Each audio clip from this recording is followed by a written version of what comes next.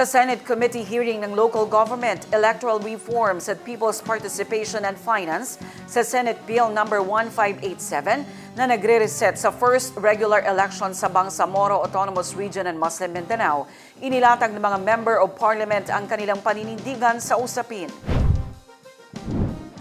I'll go straight to the point kasi kulang na tayo po ng time, Mr. Chair. Actually, yung sectoral representatives became the most powerful MPs. Do you know why? They will be voted at large. At the same time, only the sectoral organizations can nominate. So yung list na yun ng pangalan nila, limited. Potentially, they can agree among themselves. 1 or 2 lang ang inominate natin. But with a mandate from the people, from the whole of the Bangsamoro, they're like regional senators. That potentially they become chief minister. Hindi lang sila marginalized. Yung 8 na yan, nasa tabi lang kasi sectoral lang kayo.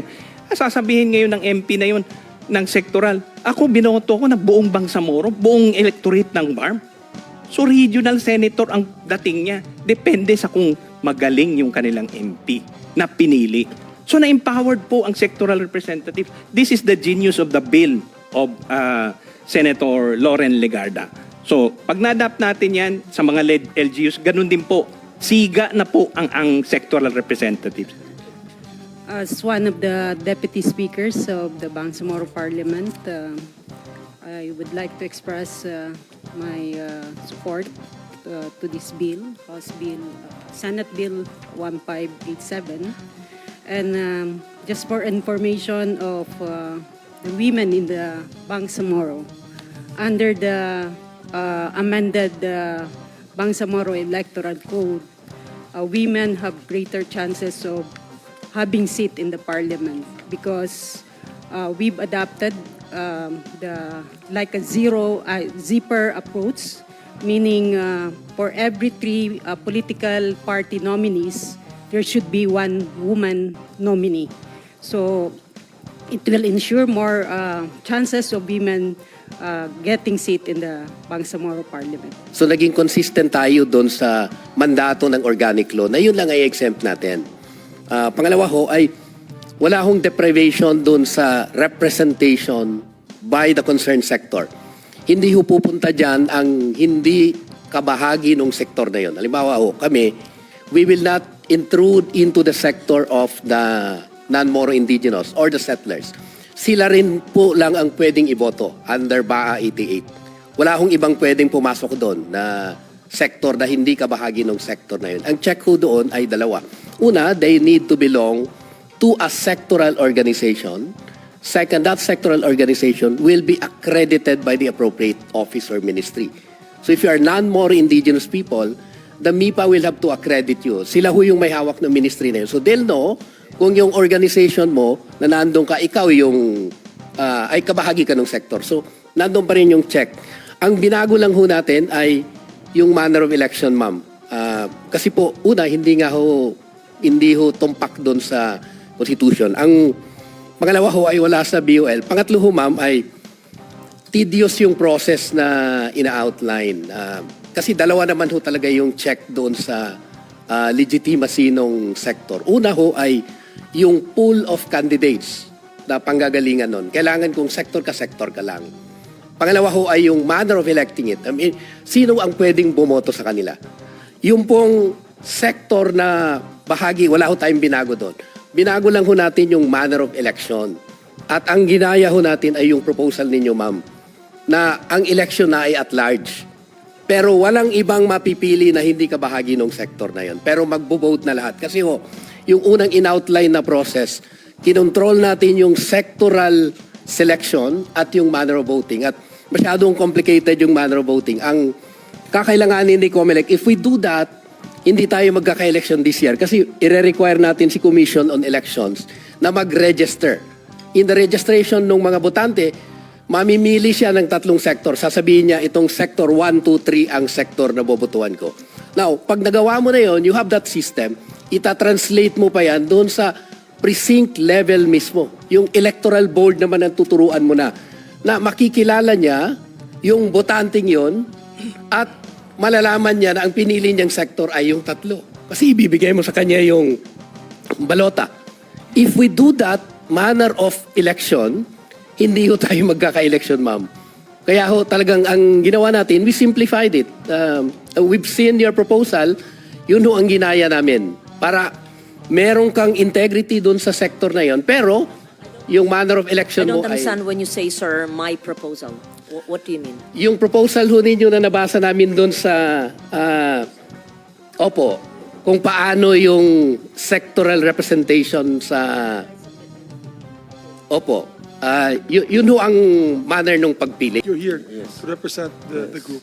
Yes, Mr. Chair, if we are allowed to give some views on the particular issue, as affirmed by the COMELEC chairman here, the process of registration accreditation is a long process. No? It eats more time, like 3 to 4 months. No?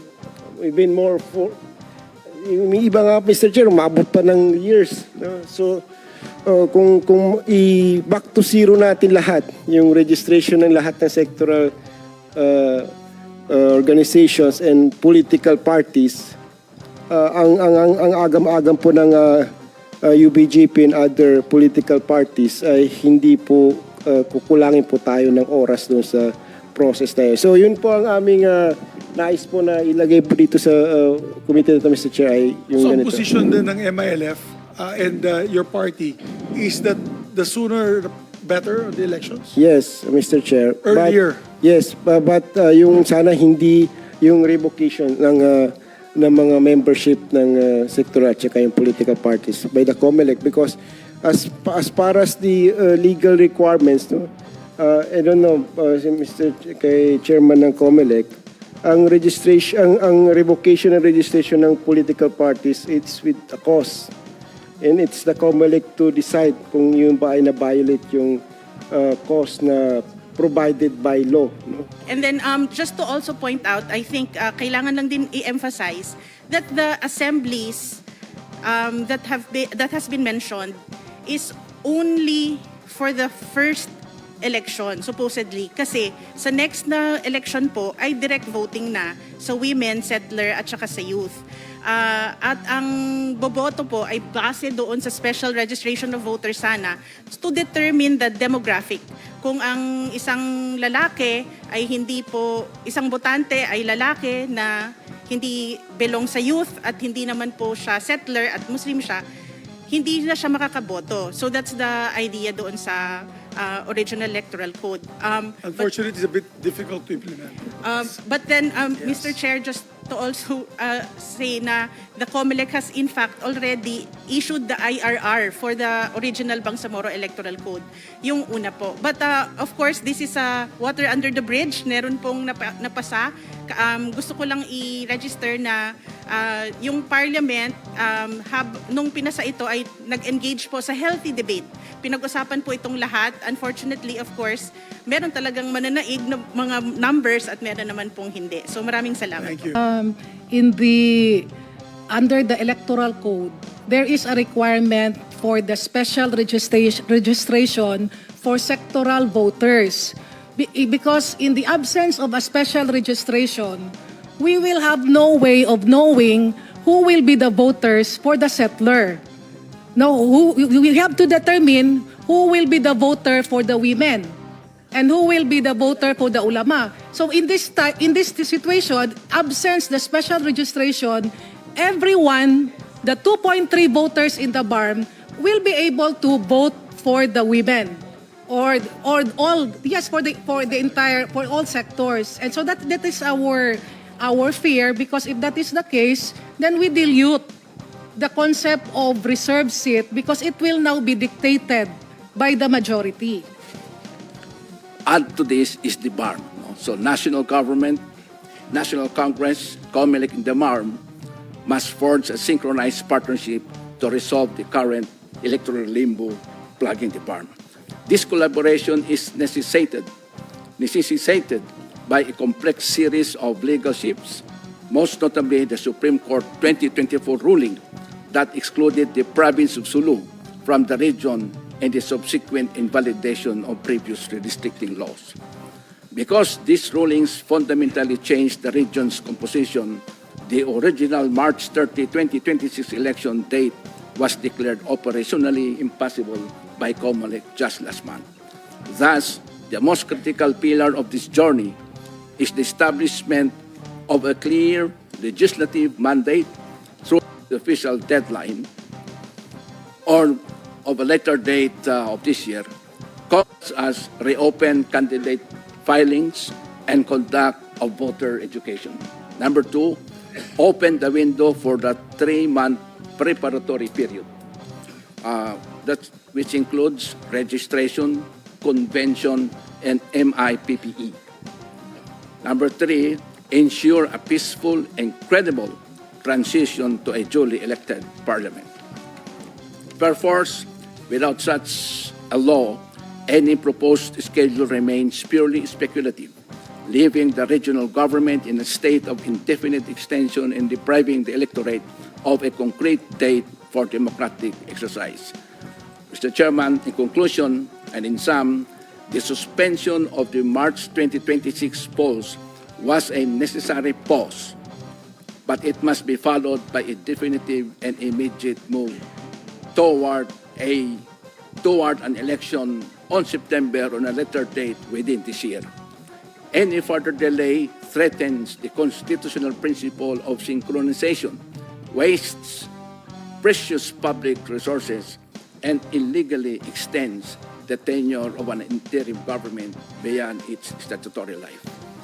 I think the law, the BAAP 88 that they enacted and promulgated provides for an effectivity clause, meaning it will not be effective until published. And until today, I think it's not yet signed by the Chief Minister, or if it is signed by the Chief Minister, it will still have to be published, and there will be a 15-day period before the law can take effect.